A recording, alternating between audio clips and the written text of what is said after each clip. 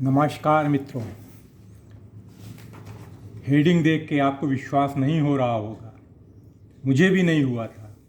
यह अविश्वसनीय सा लगने लग वाला ही है। मैंने इसी तय में जाने की कोशिश की और अब तो यह सच में गूगल बाबा में भी है, ये मैंने देखा। और एक इस पर कई लोगों के उल्लेख भी मिलेंगे। इससे ये बात तो कन्फर्म हो जाती है कि ये कहानी में सच्चाई है।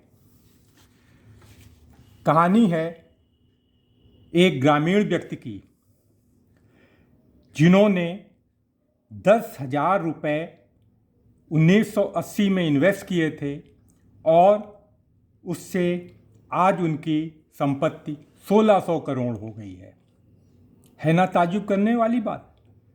अगर आपको विश्वास नहीं है तो आपको ये वीडियो एक बार देखना चाहिए, और अगर विश्वास है तो भी देखना चाहिए कि आखिर किस प्रकार से 10,000 करोड़ से 1600 करोड़ की इतनी बड़ी प्रॉपर्टी बन सकती है।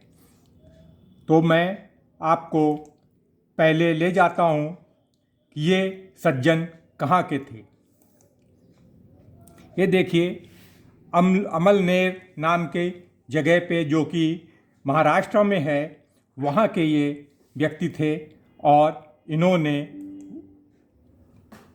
जो 10,000 रुपये से 1600 करोड़ रुपए का, आज की डेट में मैं बता रहा हूँ, कैलकुलेशन मैंने आज किया है, वो कैलकुलेशन मैं आपको स्टेप बाय स्टेप दिखाऊंगा।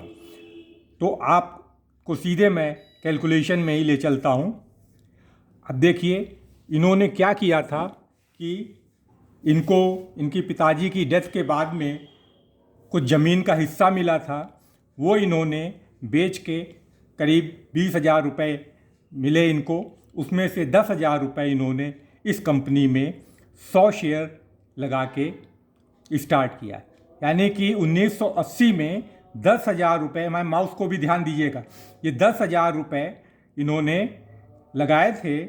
इसमें इनको 100 शेयर मिले थे। उस समय इसकी फेस वैल्यू थी 100 रुपये।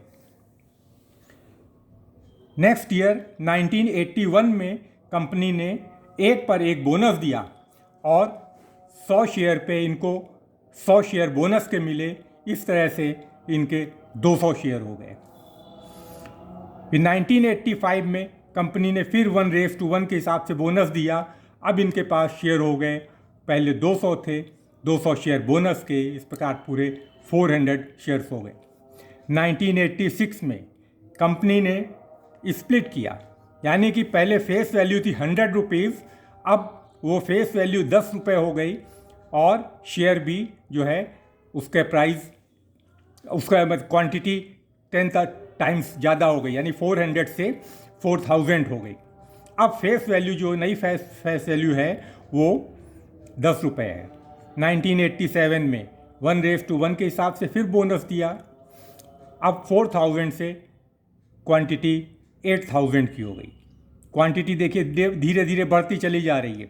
1989 फिर 1:1 से बोनस, क्वांटिटी 16,000 हो गई। 1992 1:1 बोनस, क्वांटिटी 32,000। 1995 1:1 bonus, quantity 64,000। 1997 यहाँ पे 2:1 के हिसाब से बोनस दिया। इससे आपका 1,92,000 शेयर्स हो गए। 1919 में स्प्लिट किया कंपनी ने, 10 रुपये, दो उसके जो रुपए आपका शेयर था 10 रुपये का, वो 2 रुपये में हो गया और इसके 5 टाइम्स जो है आपके नंबर ऑफ शेयर्स बढ़ गए, यानी 9,60,000। 9,60,000 ताज्जुब होता है, लेकिन ऐसा हुआ। और फिर देखिए 2004 में 2:1 के हिसाब से कंपनी ने बोनस दिया। शेयर जो है 28,80,000 हो गया। 2010 में इसी प्रकार से 2:3 के हिसाब से बोनस दिया तो 96 लाख शेयर हो गए। 2017 में 1:1 बोनस, 92 लैक्स 1,92 लैक्स आपके शेयर्स हो गए टोटल हैं। और 2019 में 1:3 के हिसाब से बोनस मिला, इसमें 2,56 लैक्स शेयर हो गए। क्या बात है, नंबर ऑफ शेयर्स बढ़ते चले गए। तो ये आपका 2019 में अगर हम उसी को मान लेते हैं, क्योंकि स्टोरी में मैंने जो लेटेस्ट खोजने की कोशिश की है तो उसमें यहाँ तक का मुझको रिकॉर्ड मिला है, तो 2,56,000 नंबर ऑफ शेयर्स है ये। और आज 15 फरवरी 15/2 आज की जो क्लोजिंग प्राइस है, जो करंट मार्केट प्राइस है, उसमें शेयर की जो वैल्यू है वो 563.35 है, यानी 563 रुपये 35 पैसे। क्वांटिटी को आप इस करेंट प्राइस से अगर मल्टीप्लाई करते हैं तो देखिए ये फिगर आती है, यानी कि 1400 करोड़ से ज़्यादा का इसमें वैल्यू है। यही नहीं, इसके अलावा कंपनी ने इस पूरे पीरियड में करीब 1,69 लैक्स का जो है वो डिविडेंड भी दिया हुआ है। तो इसको दोनों को ऐड कर दीजिए तो आप देखिए पूरी फिगर जो है मोर देन 1,600 करोड़ की हो जाती है। विश्वास होता है? नहीं होता है, लेकिन ऐसा हुआ।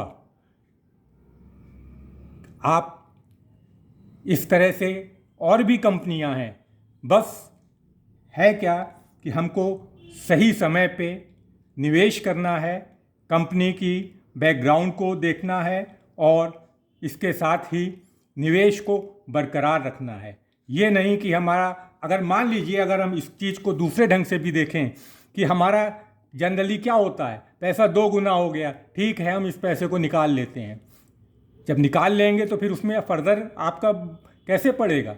तो इसमें उन्होंने किया क्या कि केवल 10,000 रुपीज़ लगाने के बाद में उन्होंने उस पैसे को कुछ भी किया नहीं, और आज की डेट में उनके पास इतनी बड़ी प्रॉपर्टी हो गई है, इतना डिविडेंड उनको मिलता है कि रिटायरमेंट के बाद भी उनको खर्चे आराम से पूरे हो जाते हैं और चैरिटी भी कर लेते हैं। ये होता है शेयर मार्केट में लॉन्ग टर्म इन्वेस्टमेंट का बेनिफिट। कंपनी विप्रो जानी पहचानी कंपनी है। इसी तरह की और भी कंपनियां हैं, जैसे TCS है, आपकी इन्फोसिस है, और भी बहुत सारी कंपनियां हैं, किस किस के नाम गिनाए जाएं। लेकिन बस यही है कि सही समय पर सही कंपनी में एक अमाउंट आप डालिए। हो सकता है कि आपकी कुछ गलतियां भी हों। आपने 8-10 कंपनियों में अगर अच्छी कंपनियां में शेयर में पैसा डाला है तो लंबे समय में आपको बहुत अच्छा बेनिफिट मिल सकता है। हो सकता है 1-2 कंपनियां डूब भी जाती हैं, ये भी इसमें सच है शेयर मार्केट में कि कुछ कंपनियां डूब भी जाती हैं। लेकिन अगर कोई एक भी कंपनी अगर चल गई और आपको इस तरह से उसने बेनिफिट दे दिया तो ये समझ लीजिए कि आपके लिए ये वरदान हो जाएगा। आप फाइनेंशियली बिल्कुल फ्री हो जाएंगे। कोई